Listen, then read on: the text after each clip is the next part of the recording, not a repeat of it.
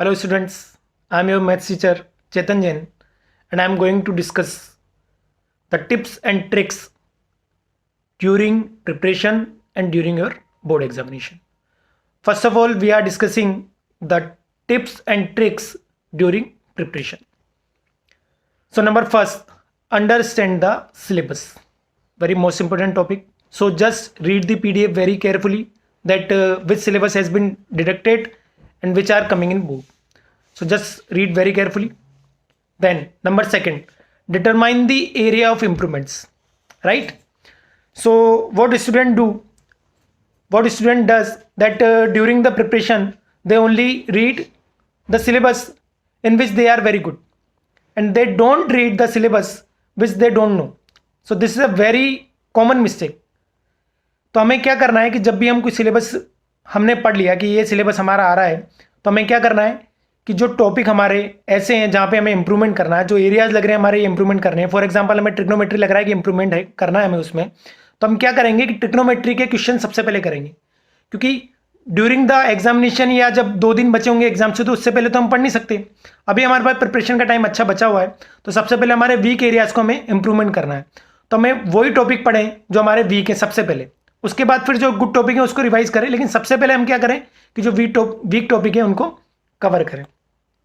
Then next topic is maintain a separate register for formula and learn 10 formulas daily, right? So always remember you have to learn 10 formulas daily. And most important thing, before learning new 10 formula, just revise the 10 formula which you have learned yesterday, means a day before, right? Then next, find solution yourself. Don't read solutions. What student does कि for example R D Sharma निकालने के बाद वो क्या करते हैं कि हाँ ये सॉल्यूशन है, क्वेश्चन देख लिया, इसका सॉल्यूशन ये है, हाँ तुम्हें कहीं पे भी स्टक नहीं हो रहा इसका मतलब मेरे को ये आता है. ये बिल्कुल गलत है. जब भी हम कोई सॉल्यूशन करते हैं तो करते टाइम पे हमें पता पड़ता है कि हम कहाँ स्टक कर रहे हैं, लेकिन प्रॉब्लम क्या होती है कि बच्चे इन जनरल है ना उसको पढ़ लेते हैं और पढ़ने के बाद फिर क्या करते हैं वो कि हाँ ये आ गया हमें, हम कहीं पर भी नहीं अटक रहे. लेकिन जब वो उसको सॉल्व करते हैं एग्जाम में जाकर के तब लगता है कि यार मैंने पढ़ा तो था, ये मैं आ क्यों नहीं रहा. ऐसा क्यों होता है? क्योंकि वो खुद नहीं करके देखते. तो ये जरूर याद रखें कि सॉल्यूशन को नहीं पढ़ना है, हमें खुद से सॉल्यूशन करना है, ठीक है. Now things to consider during the exam. Number first, don't read new things before 2 days of exam. Most important again because we are discussing most important things only, right? So all points are very important. So don't read new things before 2 days of exam. हमें क्या करना है कि 2 दिन पहले हम क्या करते हैं इन जनरल कि मेरा वो टॉपिक रह गया तो मैं वो कवर कर लूँ, तो ऐसा बिल्कुल भी नहीं करें, है ना. केवल वही टॉपिक रिवाइज करें जो हम पढ़ चुके हैं. हमें लग रहा है कि कोई टॉपिक छूट गया तो आप उसको छोड़ दो, अब मत पढ़ो आप 2 दिन पहले, अब आपको आएगा भी नहीं मैथ्स के अंदर, है ना, इतनी जल्दी नहीं सीख पाओगे आप उसको, तो आप वो टॉपिक छोड़ दें. पहली बात तो मैं ये बोल रहा हूँ कि आपके पास अभी इतना टाइम बचा हुआ है तो आप सारे टॉपिक पहले ही पढ़ लें. वीक एरिया से वो मैंने आपको कवर कर लिया कि आप वो पहले पढ़ लें ताकि कोई भी टॉपिक ना बचे, है ना.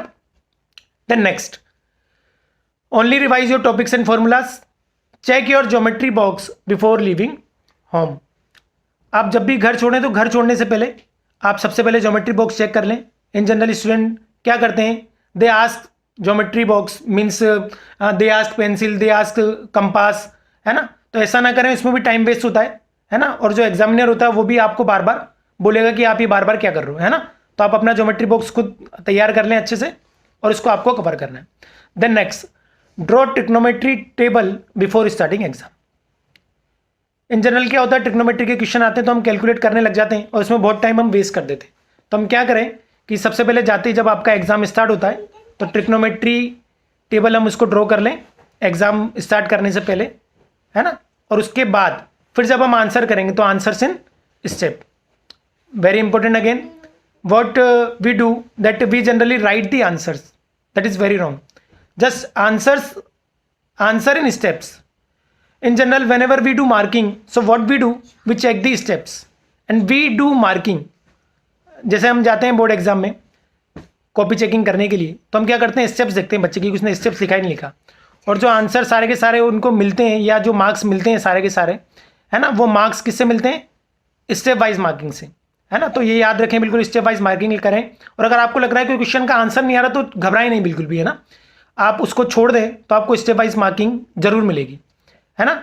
और last thing which I am going to cover, that is just read the question paper very carefully and tick the question which you know very well, which you are familiar, right?